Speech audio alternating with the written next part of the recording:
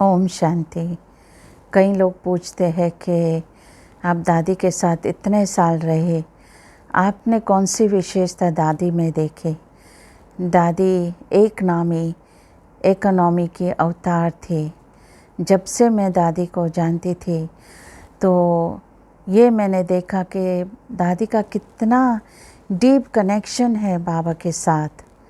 उसका उठना, बैठना, सोना, खाना पीना, दिल दिमाग में सिर्फ बाबा के सिवाय और कुछ भी नहीं था। उसने सारा संबंध बाबा के साथ जुटवाया था और औरों को भी अनुभव करवाती थी। हम कभी कभी दादी की महिमा भी करते थे तो दादी हमेशा उंगली ऊपर करती थी कि बाबा, और मुख से भी हमेशा दादी का यही निकलता था, मेरा बाबा, मीठा बाबा, प्यारा बाबा, जो आप सभी ने सुना है। और कभी भी कोई भी कठिनाई आती थी, कैसे दादी योग में बैठ जाती थी और ये भी देखा कि असंभव बात संभव हो जाती थी। यहाँ तक दादी को बाबा में बहुत ही विश्वास था।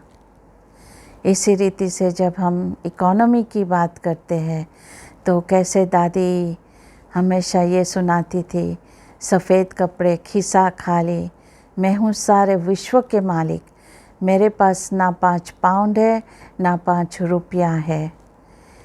अपनी शुरुआत की हमेशा दादी कहानी सुनाती थी। यज्ञ की शुरुआत में 12 साल में उसने एक ही बार कपड़े लिए हैं।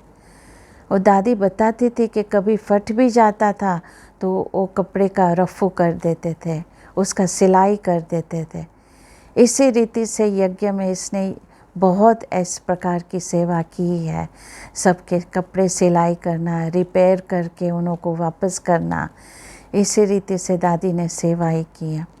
दूसरा, जब उनको बाहर भेजा गया सेवा पर, अपने ऊपर उसने बहुत ध्यान रखा।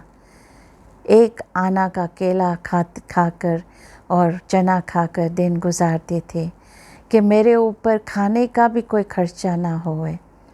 जब बॉम्बे में रहती थी, बहुत बॉम्बे में रही है, बहुत पैदल करती थी, कभी नहीं ऑटो में चढ़ी है ना बस में चढ़ी है, क्योंकि जो भी बचता था तो वो यज्ञ को याद करके यज्ञ को भेजती थी।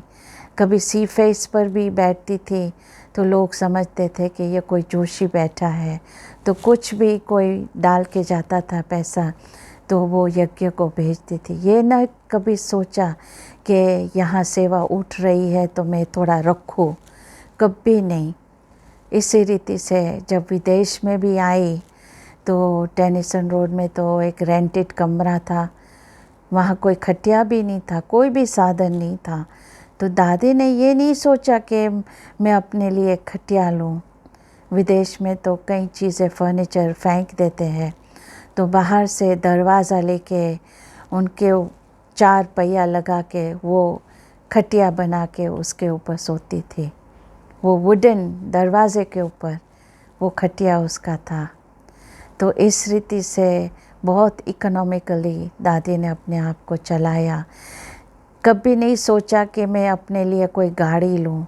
दादी कहती थी कोई भी गाड़ी को हाथ लगाओ वो है मेरी। तो इस रीति से जब मैंने दादी को पहली बार देखा, मैं भी बहुत हैरान थी। एक सिंपल सी कॉटन की साड़ी पहनी हुई थी, मधुबन के चप्पल, इतनी बड़ी हस्ती, इतनी बड़ी व्यक्ति और इतनी सी सिंपल सी, बहुत हम आश्चर्य खाते थे।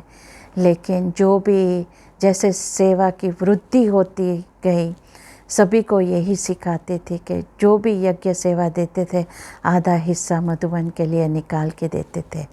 ये सभी को सिखाया था कि सभी का बुद्धि योग मधुबन के साथ जुड़े, बाबा की तरफ उनका बुद्धि योग लगे।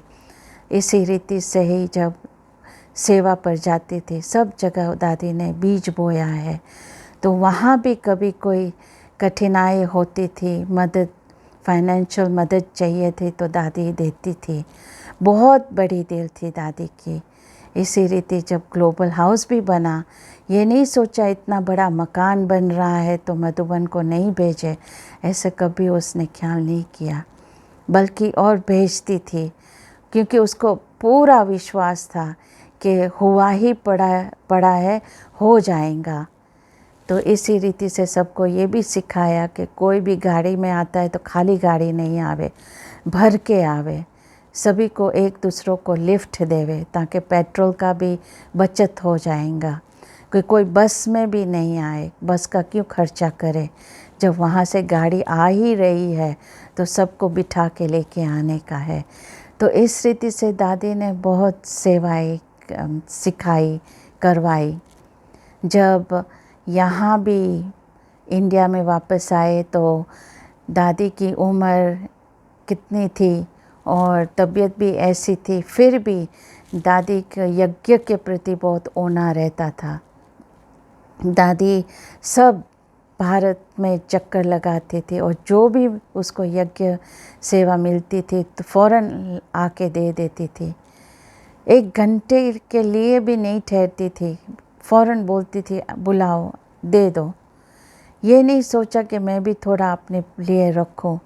जब कोई वरिष्ठ बहन भी आती थी और अंडरलाइन कराती थी, दादी हम यज्ञ के लिए तो कर ही रहे हैं, लेकिन ये आपके लिए है, आपके लिए है दादी, आप नहीं देने का। लेकिन फिर भी दादी किसी का भी नहीं सुनती थी, फ़ौरन यज्ञ में दे देती थी। इसी रीति से ही जब दादी का कार का एक्सीडेंट हुआ तब कई बहनें आके कहती थी दादी हम आपको नई गाड़ी देवे। दादी एकदम आँख दिखाती थी कि नहीं, मेरे लिए कोई नई गाड़ी नहीं लाएंगे। और रथवान को भी बोल दिया था कि मैं मरूं तब तक यही रहेंगी गाड़ी। बाकी लास्ट में थोड़ा मॉडिफिकेशन कराना पड़ा एक कुर्सी का, क्योंकि दादी को दिक्कत होती थी गाड़ी में चढ़ने का और उतरने में, तो वो एक कुर्सी की मॉडिफाई कराई। बाकी लास्ट तक उनकी यही 12 साल से एक ही गाड़ी दादी की रही है।